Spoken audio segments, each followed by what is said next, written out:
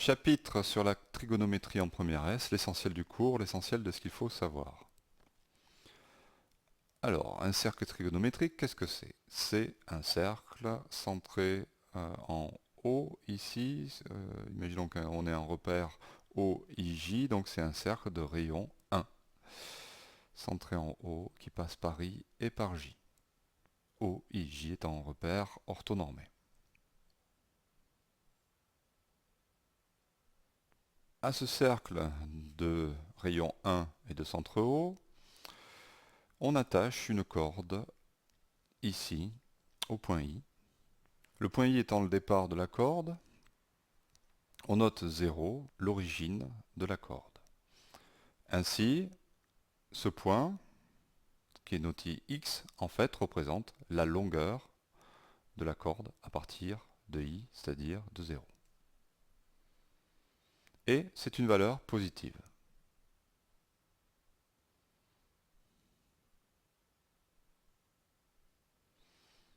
Ce point, donc si je déplace la corde, si je commence à l'enrouler autour du cercle trigonométrique, ainsi on peut dire que à la longueur x de la corde correspond un point sur le cercle trigonométrique. Si je fais un tour de plus à partir de ce point, eh bien je vais noter que la valeur, la longueur, c'est x plus un tour, c'est-à-dire 2π. Alors pourquoi 2π? Parce que 2π c'est la circonférence du cercle trigonométrique. En effet, la circonférence d'un cercle, c'est 2π fois le rayon est 1, donc c'est 2π. Si, à partir de ce point, je fais un tour, mais dans l'autre sens, c'est-à-dire dans le sens négatif, cette fois-ci, c'est-à-dire x moins 2π, je me retrouve sur le même point. Donc on va déduire que si on tourne dans un sens ou dans l'autre, on se retrouvera d'un tour, évidemment. Si on fait un tour dans un sens ou dans l'autre, on se retrouvera au même point. Et même si on fait un nombre entier de tours dans un sens ou dans l'autre. Ce qu'on va noter, donc, avec k appartenant à z, plus 2kπ. Donc retenez que à un point sur le cercle correspond plusieurs valeurs. Un exemple, ici, donc ça fait un quart du cercle. La longueur, ça va être, donc 2π divisé par 4, c'est π sur 2. Ça correspond donc à ce point ici, et cette longueur, ça fait π sur 2. Bien. Si on, au lieu de partir dans ce sens, dans le sens positif, je pars dans le sens négatif, ben ça fait moins 3π sur 2, en effet, c'est un quart, un quart, un quart. Donc c'est moins 3 fois un quart de cercle, donc c'est moins 3π sur 2.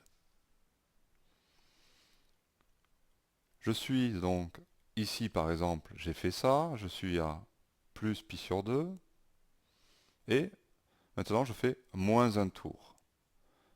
Donc plus π sur 2 moins 2π, ça fait moins 3π sur 2. Je retrouve la valeur que j'avais tout à l'heure. Donc encore une fois, plusieurs valeurs pour le même point sur le cercle. Donc par exemple, ces deux valeurs. Alors, quel est le lien entre les angles et leur mesure en radians? Alors ici, donc, on a un angle bleu et le sens positif ici. Avant, on ne mettait pas de sens. On mesurait en degrés. Définition de la mesure de cet angle. Eh bien, il intercepte le cercle trigonométrique ici. Ça forme un arc. Eh bien, la mesure en radians de cet angle, c'est en fait la longueur de cet arc.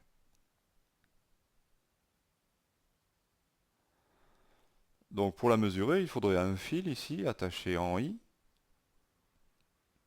Ça revient à ça, c'est comme si on tournait le cercle et on tournait le repère. Donc, on attachait un fil ici et on déplaçait et on enroulait la corde sur le cercle trigonométrique pour mesurer la longueur de l'angle.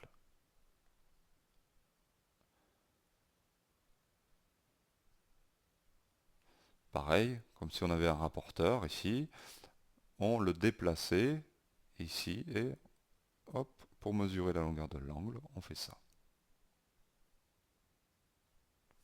Par exemple, pour un tour. Un tour, c'est ça. Ben, ça mesure, on a dit, 2π. Hein, on a le cercle trigonométrique, donc c'est tout ça. C'est l'angle vaut 2π. Un demi-tour, ce sera pi, la moitié de 2π. Il y a une propriété, c'est que les mesures en radians et en degrés sont proportionnelles. Donc c'est bien pour passer facilement de degrés, d'une mesure en degrés à une mesure en radians, ou inversement. Maintenant, après avoir vu ce que c'était qu'une mesure en radians, voyons ce que sont des angles orientés et leurs mesures.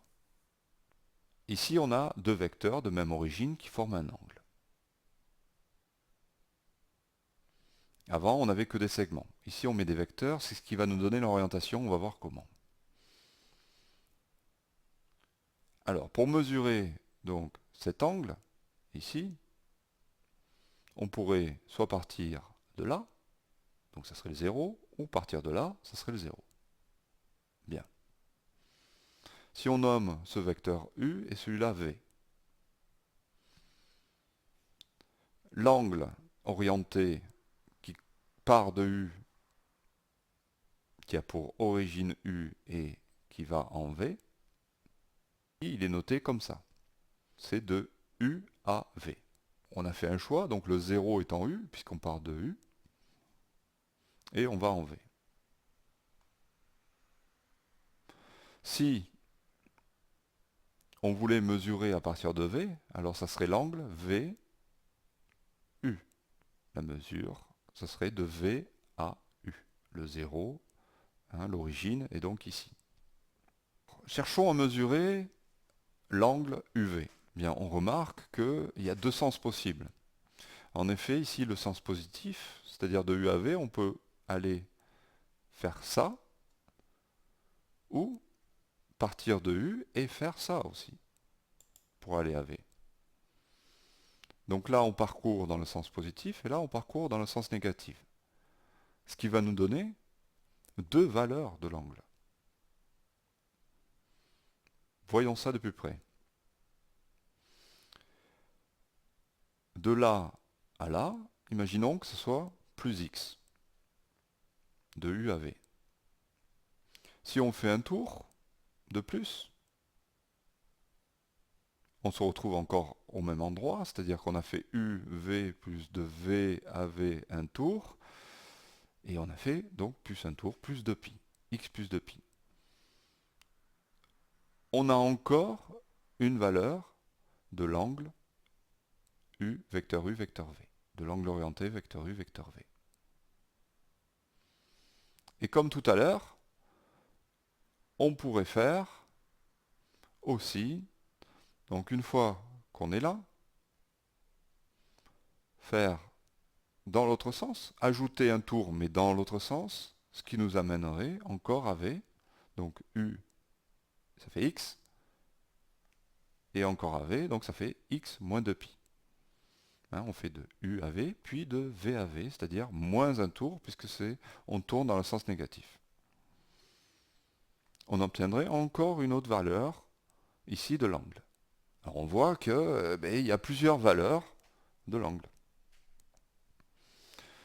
Plusieurs mesures de l'angle. Ici, on considère donc un angle orienté avec les points A, B, C. Donc ici on a le vecteur AB et là le vecteur AC. L'angle orienté vecteur AB, vecteur AC nous dit que le premier c'est l'origine. On part donc de ce vecteur, de l'intersection ici. En plus, on sait que l'angle BAC vaut la longueur, vaut pi sur 3. Ici, je parle de l'angle tel qu'on le connaissait avant, c'est-à-dire l'angle qu'il y a dans un triangle, hein, dans le triangle ABC. Donc l'angle A ici, ou l'angle BAC, vaut pi sur 3.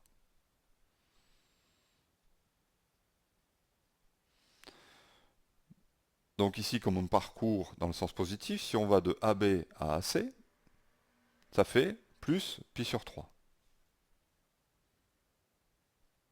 Si on fait un tour de plus, c'est-à-dire de AB à AC, puis encore un tour de AC à AC, ça fait pi sur 3 plus 2 pi, c'est-à-dire 7 pi sur 3. On pourrait faire de là à là, c'est-à-dire plus pi sur 3 moins 2 pi, et on obtiendrait moins 5 pi sur 3. Pour l'instant, on a obtenu 3 valeurs de la mesure de cet angle, mais on pourrait en obtenir une infinité en faisant plus ou moins k tours.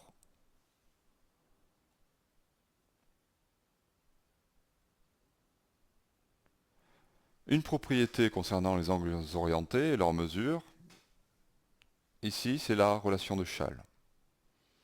Voilà des angles orientés, UV, VW et UW. Qu'est-ce qu'ils ont en commun? Ils ont la même origine. Tous ces vecteurs ont la même origine. Donc ça c'est important, c'est le premier point. Et qu'est-ce qu'on peut écrire? Que la somme de cet angle plus celui-là est égale à celui-là. Rien d'exceptionnel, mais il faut respecter que le vecteur ici, qui est la fin de cet angle, est au début de l'autre. C'est ça qu'il faut respecter.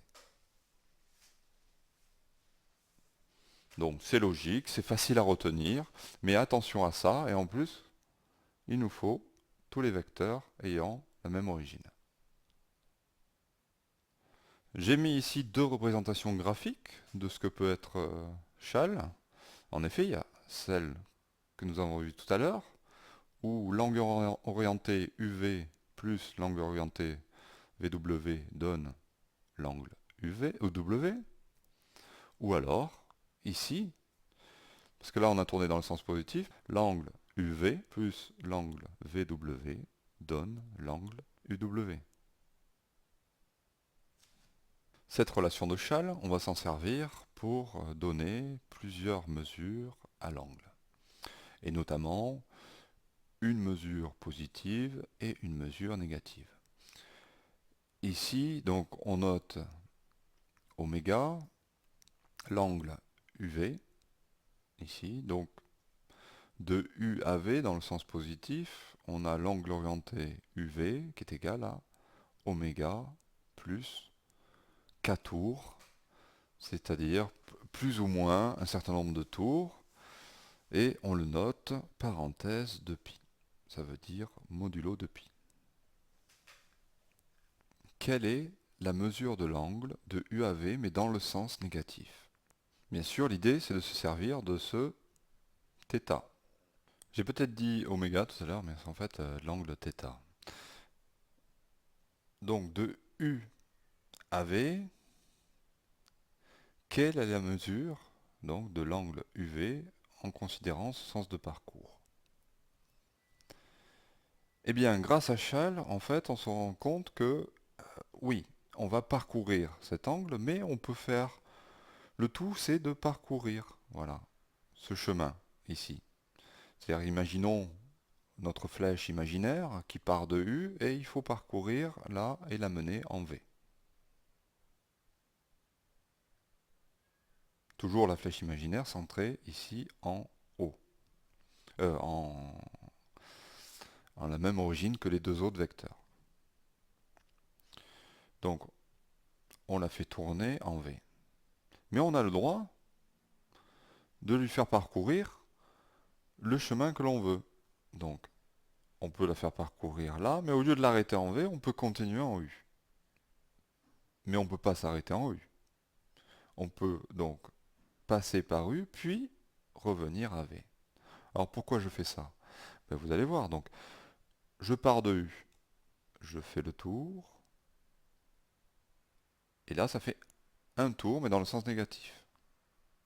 Puis je reviens, et j'ai mon plus θ. Si j'utilise shall, ça va faire moins 2π plus θ.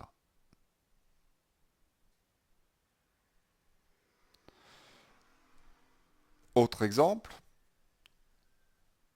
je peux très bien, au lieu de choisir de partir directement comme ça, je pars vers là, d'abord, je fais ça, et une fois que je suis là, donc j'ai parcouru X, mais je reviens en arrière, et je parcours un tour entier en arrière. Donc ça fait θ moins 2π.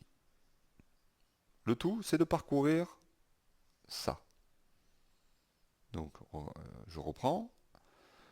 Pour parcourir ça,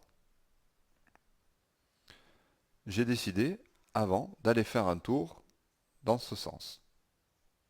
J'ai le droit, du moment qu'après je parcours ça. Donc dans ce sens, mais pourquoi je l'ai fait? C'est pour avoir cet état, et après en fait j'enlève un tour en entier. Donc ça me va très bien, et je peux ainsi donner comme ça une valeur à cette mesure d'angle. Donc là j'ai une mesure d'angle, c'est θ moins 2π. Toujours modulo 2π, puisqu'on est à plus ou moins un certain nombre de tours. Donc ça, c'est l'expression que je disais tout à l'heure. Donc on part de U, on veut parcourir jusqu'à V. Eh bien, au lieu de s'arrêter là, on peut très bien continuer et faire moins un tour en complet et revenir comme ça. Donc ça fait moins un tour, plus θ, moins 2π, plus θ. Avec π sur 4. Donc de U à V dans le sens positif, on a π sur 4, plus π sur 4. Modulo 2π. Plus k tours, c'est-à-dire plus de kπ. Si on veut maintenant parcourir dans l'autre sens, donc on aura une valeur négative de l'angle. Attention, c'est une autre mesure de l'angle. Mais l'angle, c'est toujours le même. C'est l'angle orienté UV, de U à V. Il y a une mesure positive, des mesures positives, et des mesures, une mesure négative ici, donc des mesures négatives, toujours à k tours près. Pour obtenir cette mesure, on veut parcourir ça, donc on fait ça, π sur 4, et hop, moins un tour. Faire ça directement, ou ça d'abord, puis ça, c'est pareil, grâce à shall. Ou faire ça, c'est-à-dire aller de là à là dans le sens négatif, de U à V dans le sens négatif, ou faire un tour dans le sens négatif, puis revenir comme ça, c'est pareil. Donc ça fait moins 2π plus π sur 4, ce qui nous donne moins 7π sur 4. Donc il y a une remarque importante à faire ici, c'est-à-dire qu'à partir d'une mesure, parce que ici c'est une mesure, plus π sur 4, on donne π sur 4, donc on donne une mesure, au sens positif ici, de l'angle orienté UV, eh bien on a toutes les mesures de l'angle, en faisant plus de kπ. En effet, si on fait là, ici, pour avoir celle-là, on a fait moins 2π. Et on a eu cette mesure. Donc pour les avoir toutes, dans cette expression ici, j'ai toutes les mesures de l'angle qui sont écrites. Tout dépend combien de tours, le k, tout dépend la valeur que je vais donner à k. On a une infinité de mesures. Mais il va être intéressant maintenant de donner une mesure de départ ici. Et cette mesure de départ, on va la dire principale, si elle est comprise entre moins pi et pi. Moins pi exclu. Donc ça correspond sur le dessin, on se retrouve donc sur le cercle, mais de moins pi ici, exclu, à, en passant par 0, à pi. Grâce à ça, on peut mesurer l'angle de n'importe quel point sur le cercle, l'angle qu'il fait ici, avec le centre du cercle et I. Ici, donc, j'ai représenté le cercle trigonométrique. U est sur le 0, ici, et V, eh bien, si il est jusque là, ça va être, il va être compris entre 0 et plus pi, et s'il est en dessous, ça va être entre 0 et moins pi. Si on parcourait dans le sens positif, ça ferait la valeur ici de l'angle, la mesure de l'angle, elle serait comprise, elle serait plus grande que pi, évidemment. Donc elle ne nous convient pas. Ce n'est pas une mesure principale. Celle qui nous intéresse, celle qu'on va considérer comme une mesure principale, celle qu'on va mesurer en parcourant selon le sens négatif. Donc imaginons qu'on ait une mesure de l'angle. Eh bien cette mesure n'est pas une mesure principale. Pour avoir celle-là, on va utiliser échelle, c'est-à-dire qu'il faut que l'on parcourt cet arc dans ce sens. Donc on va faire ça, A, et hop, faire moins un tour, et là on parcourt l'arc que l'on veut. Et on revient ici. Donc je remonte, on part de là, on parcourt A, moins 2pi, hop. Donc on a bien parcouru cet arc de cercle. Donc on a trouvé là, on a déterminé à partir de A, donc c'est A moins 2pi, et c'est la mesure de cet arc de cercle, c'est la mesure principale de l'angle UV. Et donc on écrit que l'angle UV, on écrit la valeur de l'angle principal modulo de pi. Puisqu'on est toujours obligé de mettre modulo de pi, puisqu'on doit mettre toutes les mesures. Quelques propriétés des angles orientés qui sont très simples. Donc nos deux vecteurs UV, on est obligé de prendre deux représentants qui ont la même origine, U et V. Ici on a l'angle UV de UAV et VU, en fait, ça va être dans l'autre sens. UV, VU. Donc on a la propriété suivante, c'est que l'angle UV est égal à moins VU. Donc quand on change l'ordre des vecteurs dans un angle orienté, eh bien on a l'opposé. Prenons U et V collinéaires et non nuls. Donc par exemple comme ça, hein, ou comme ça. Pareil, on prend ici, on a des vecteurs qui ne sont pas au début comme il faut, mais on va prendre deux représentants de ces vecteurs qui ont la même origine. À ce moment-là, ici, on a U et V qui sont dans le même sens, et là, par exemple, U et V qui sont en sens contraire. Ici,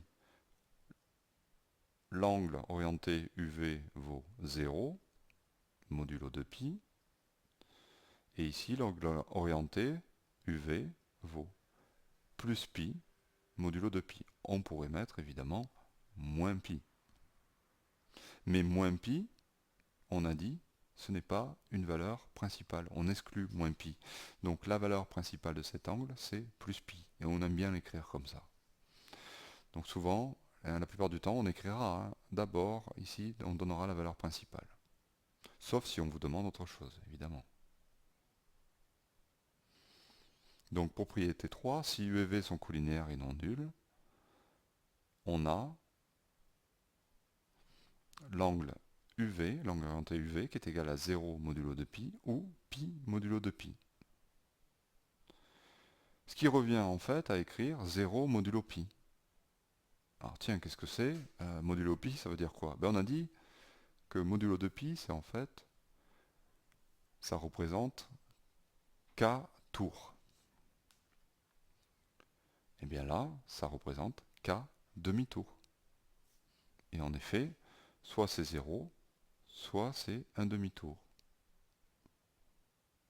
Si on fait un demi-tour de plus, eh bien, on revient sur U. Etc., etc.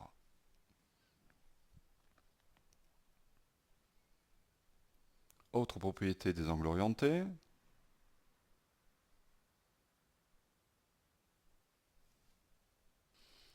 Là, on a les vecteurs qui sont perpendiculaires. Ici, on a moins pi sur 2 pour celui-là, modulo de pi. Et celui-là, UV, c'est plus pi sur 2. Alors je pourrais faire encore de là à là, c'est pareil, hein, mais là, ça ferait plus 3 pi sur 2. Et encore une fois, 3 pi sur 2, c'est plus grand qu'un demi-tour, donc c'est pas une mesure principale. Donc je privilégie plutôt la mesure principale, c'est-à-dire de UAV moins un quart de tour. Donc si U et V sont perpendiculaires, alors la mesure principale UV est égale à pi sur 2 modulo pi.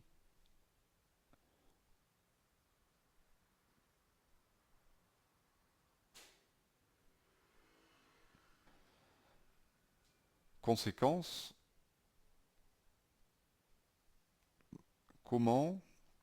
conséquence de ce que l'on vient de faire, on va tenter d'écrire donc l'angle orienté moins UV en fonction de l'angle orienté UV. Alors donc j'ai fait un dessin, imaginons donc on a U ici puisque moins U est comme ça, et U est forcément dans l'autre sens ici. Bien, eh bien, moins UV, c'est vrai que le plus court, ça serait de parcourir comme ça, dans le sens négatif, moins UV. Bien. Mais on pourrait faire dans l'autre sens. Dans le sens positif, ça donnerait moins U à U, plus UV, et là apparaît donc notre UV, et donc ça nous intéresse, et on a cette relation, moins UV est égal à plus pi plus UV. De la même façon, moins U, moins V. Donc, on parcourt de moins U à V, on réfléchit un peu, et on se dit, ah mais c'est des angles opposés par le sommet, ça je l'ai vu au collège, l'angle que j'ai ici et ou l'angle là sont les mêmes en distance à 0, en valeur absolue. Bien. Alors, donc, l'angle moins U moins V est égal à l'angle UV.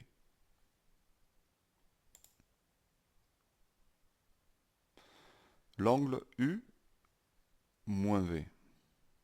Ben, pareil, on pourrait donc le parcourir dans ce sens, dans le sens négatif, mais aussi on peut le parcourir dans le sens positif, donc ça fait U l'angle UV plus pi.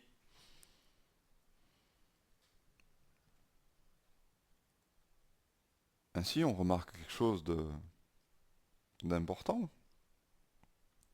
c'est que quand il y a un moins devant ici une valeur, quand on prend le posé d'un seul, en fait, c'est comme si on faisait plus pi pour la mesure de l'angle. Et si on a deux, ben, c'est comme si on faisait rien.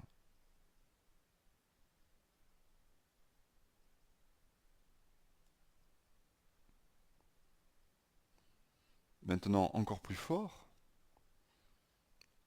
si ici on multiplie avec des nombres positifs, c'est pas obligé que ce soit le même ici et ici, hein, eh bien on a encore la même chose. Un signe négatif nous donne plus pi, deux signes nous donnent plus de pi, c'est-à-dire on retombe sur l'angle normal. Alors, si vous avez un doute, à chaque fois, vous pouvez faire un dessin, faire exactement ce que j'ai fait tout à l'heure au brouillon, et vous retrouverez ces propriétés facilement. Le cosinus est le sinus d'un réel. Donc la définition, ici on a notre cercle trigonométrique et un point M. La valeur de x ici correspond aussi bien à, donc à l'angle, à la mesure de l'angle IOM, et aussi à la longueur de l'arc de cercle trigonométrique IM. Eh bien, le cosinus, ça va être en fait l'abscisse de ce point M, et le sinus, ça va être l'ordonnée.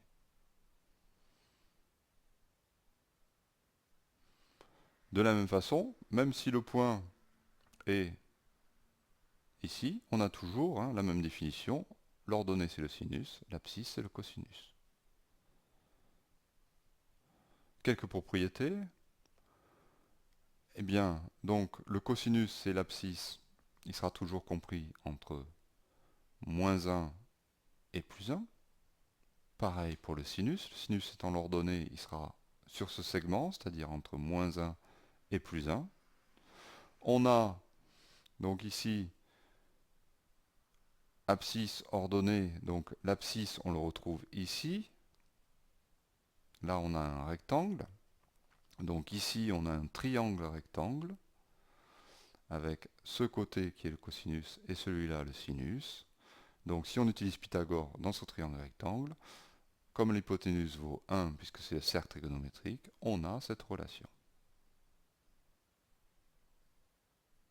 Et enfin, comme on est toujours, si on fait un tour, 2 tours, 3 tours, etc., 4 tours dans un sens comme dans l'autre, eh bien on retombe sur m. Donc le cosinus de x plus 2 est égal à cosinus x. Et le sinus de x plus 2 est égal à sinus x.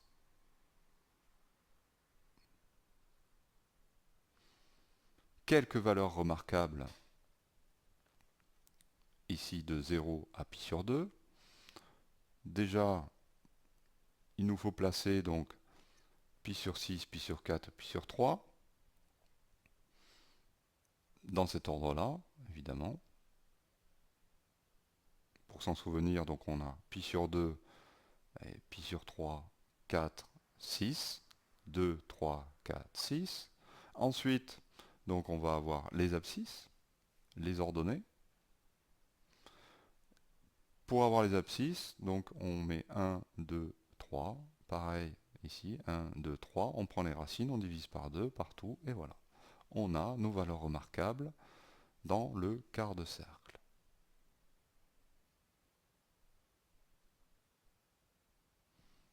Respectez l'ordre 1, 2, 3. 1, 2, 3. Donc pour tracer, pour mettre correctement au brouillon par exemple, la valeur pi sur 3, il suffit de prendre la moitié ici, et hop, c'est la valeur qui aura donc son abscisse étant 1 demi. Là, pour pi sur 6, ça sera l'ordonnée qui vaudra 1 demi. Donc il suffira de tracer une horizontale et on aura pi sur 6. Et une fois placé pi sur 3 et pi sur 6, eh bien pi sur 4, ça se situe entre les deux, au milieu.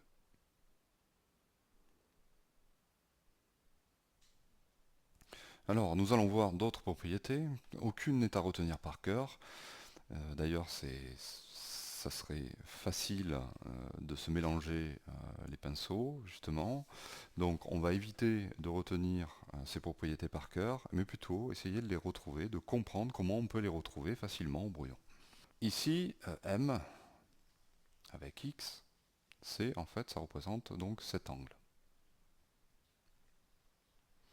Donc, et on a cosinus x et sinus x ici représentés.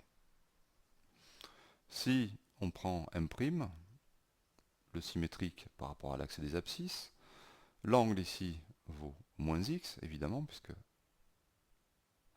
on va aller, on va de là à là en suivant le sens négatif. Et ici, l'angle en valeur absolue est le même. Donc là on a x, là on a moins x. Qu'en est-il pour les cosinus? Eh bien le cosinus est le même et le sinus c'est l'opposé.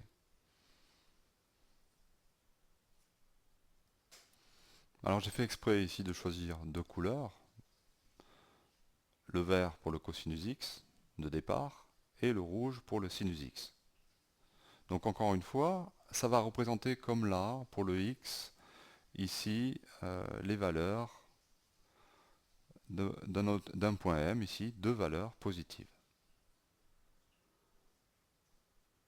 Ici le cosinus en vert et le sinus positif ici en rouge.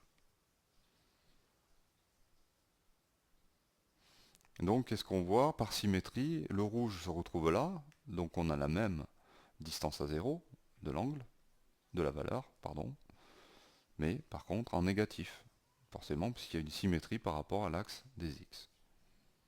Donc c'est forcément moins le rouge, et le rouge c'est sinus x, donc c'est moins sinus x.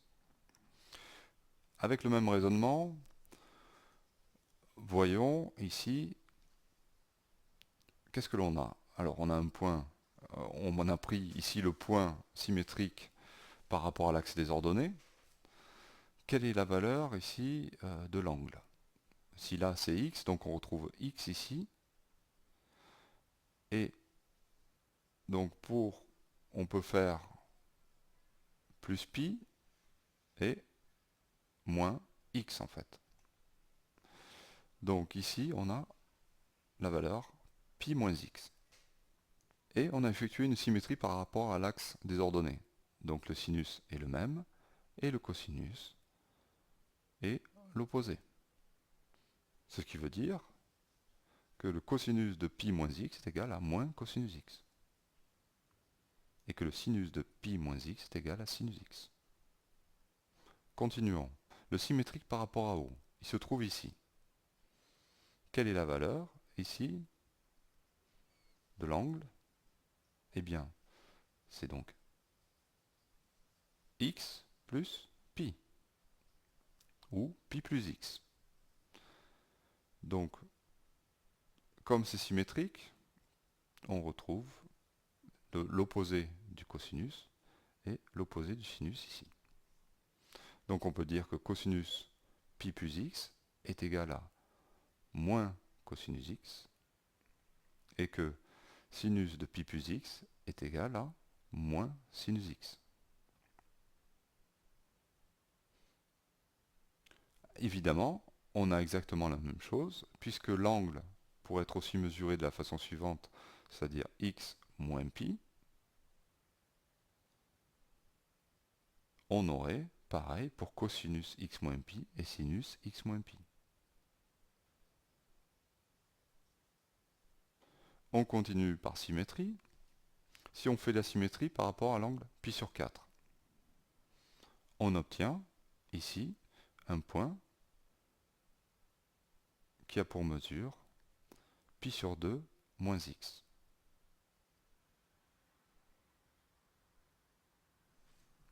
Par symétrie, on retrouve donc la longueur du cosinus, ici en vert, et du sinus, ici que l'on retrouve là. Au niveau des signes, eh bien, c'est la même chose. Mais c'est inversé. Donc, qu'est-ce qu'on peut dire? Que le cosinus de pi sur 2 moins x, qui est ici, c'est en fait le rouge, c'est-à-dire sinus x. Hein, c'est le cosinus est bien positif et de longueur le rouge, donc c'est sinus x. Et le sinus de pi sur 2 moins x, c'est ça. Et ça, c'est cosinus x. Maintenant, à partir de ce point, on prend le symétrique par rapport à l'axe des ordonnées. Et on a ici pi sur 2 plus x, évidemment, puisque ça fait x. Donc c'est pi sur 2 plus x. Et qu'est-ce qu'on trouve? Eh bien pareil. Pour le sinus de x plus pi sur 2, comme c'est symétrique par rapport à celui-là, eh bien, le sinus, c'est ça, c'est le vert, c'est-à-dire c'est cosinus. Quant au cosinus de x plus pi sur 2, c'est ça. Donc c'est cette longueur, mais ici, avec le signe moins, puisqu'on est dans les négatifs ici. Donc le cosinus de x plus pi sur 2, c'est moins sinus x. Voilà comment, de proche en proche, on peut retrouver les valeurs remarquables.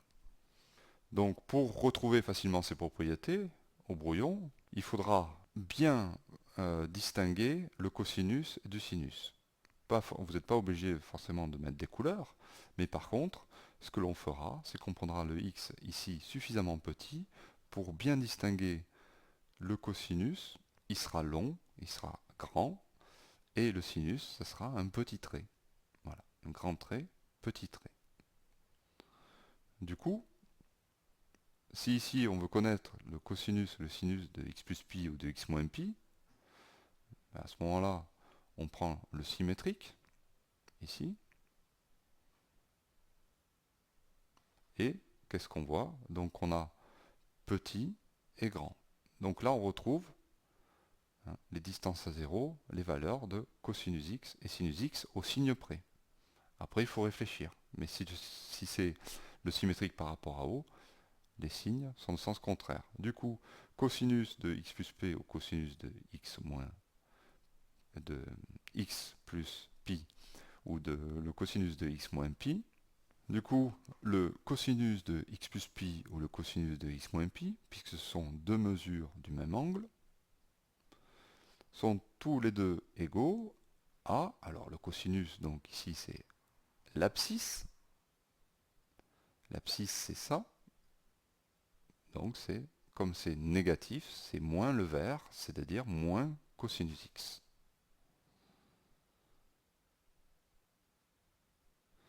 Le sinus, c'est de x plus pi ou de x moins pi, c'est donc ceci, ça correspond à cela, et dans les négatifs, donc c'est le petit, mais négatif, donc c'est moins sinus x.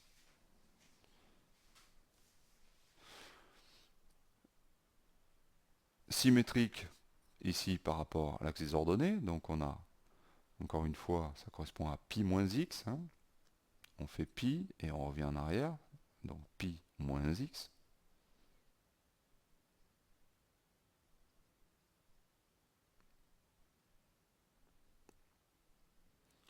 Donc le cosinus de pi moins x, c'est ça, mais dans les négatifs, donc c'est le moins le grand. Et le grand, c'est cosinus, donc c'est moins cosinus x. Le sinus, ça va être, donc ici, donc c'est le petit. C'est sinus x. Ici, x plus pi sur 2. Donc on fait bien attention de faire à peu près un angle droit. Et justement, c'est là où le petit et le grand, ça va nous aider, parce que le cosinus de x plus pi sur 2, donc c'est ici l'abscisse, et on a le petit côté, mais dans les négatifs. Donc c'est moins le petit, c'est-à-dire moins sinus. Donc le cosinus de x plus pi sur 2, c'est moins sinus. Et le sinus de x plus pi sur 2, ça correspond au grand, c'est-à-dire cosinus x.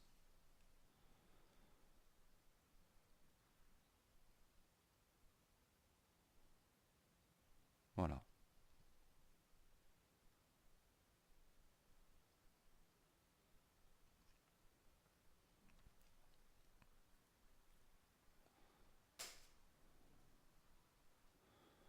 Et on peut continuer ici, toujours par symétrie, avec le plus pi sur 2.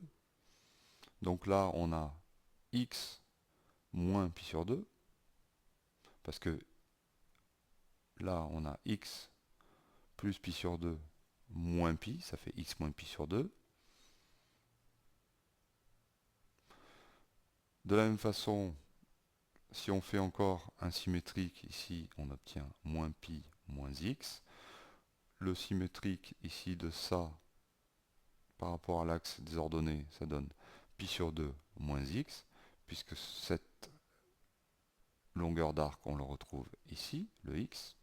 Donc ça fait pi sur 2 moins x. Et pareil ici, donc voilà. Donc on peut déterminer toutes ces valeurs, les cosinus et les sinus, de toutes ces valeurs remarquables par symétrie. Par exemple, celui-là, donc qui est moins pi moins x, on retrouve encore x ici, la longueur de l'arc, donc de 0 moins pi et moins x. Donc c'est bien une mesure de l'angle ici. Le cosinus de ça, c'est l'abscisse, ça correspond à petit côté. Petit côté, petite longueur, c'est le sinus x, et négatif, donc ça fait moins sinus x. Le cosinus, lui, le sinus, pardon, ça va être l'ordonnée de ce point, donc ici, ça correspond au grand côté, mais oui, mais dans les négatifs, hein, on est bien ici, en dessous, pour les sinus, donc c'est moins cosinus x. Donc encore une fois, essayez de comprendre la logique pour retrouver ces valeurs de cosinus et de sinus, comme ça vous n'avez pas besoin d'apprendre par cœur des formules. Ici, vous avez des formules, qui s'appellent des formules d'addition, qui permettent d'écrire cosinus a moins b, cosinus a plus b, sinus a plus b, sinus a moins b, en fonction de cosinus a, cosinus b, sinus a, sinus b. Ça sert dans des exercices. Alors, moi, je ne veux absolument pas que vous appreniez ça par cœur, ça ne sert à rien. Donc, soit vous l'avez sur une feuille et vous en servez, donc comme un formulaire. Sinon, c'est trop compliqué à apprendre par cœur et ça ne sert à rien. Si votre professeur insiste, ben laissez-le insister, c'est pas un problème. Sachez quand même que vous verrez en terminale un moyen de les retrouver très facilement. Donc, autant attendre un an, et là, vous aurez beaucoup plus de facilité pour les retrouver et sans les apprendre par cœur.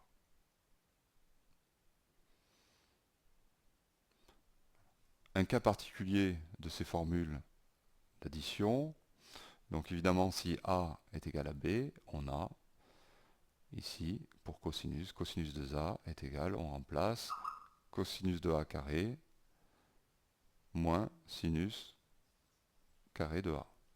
Donc ça donne aussi 1 moins 2 sinus carré de A. La même chose pour le sinus de la somme de deux lettres. On a sinus de A est égal à 2 cosinus A sinus B. Mais du moment qu'on sait celle-là, ou qu'on sait les retrouver, on a aussi celle-là facilement. On le voit, hein, il suffit de remplacer. Donc, je n'insiste pas. Voilà pour le cours sur la trigonométrie, l'essentiel de ce qu'il faut savoir en première S. Vous pouvez vous rendre maintenant à la deuxième vidéo sur les exercices, les méthodes et la rédaction. La partie savoir-faire et rédiger.